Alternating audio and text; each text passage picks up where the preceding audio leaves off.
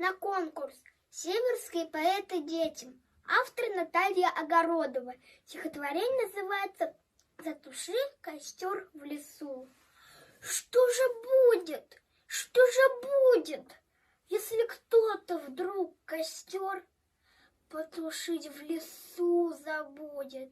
И сгорит живой шатер из березовых, зеленых веток, листиков резных.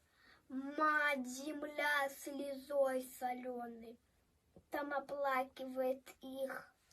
Вместе с нею плачет ежик.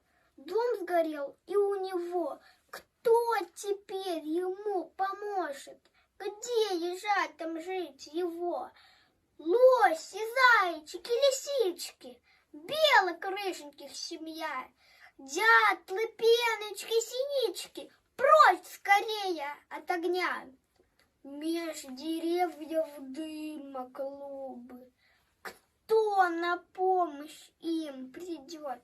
Вон, горит у Мишки шуба, и от боли он ревет. Стонут сосны, стонут ели, плачут ягоды, грибы. Для тебя они поспели, ты не слышишь их мольбы?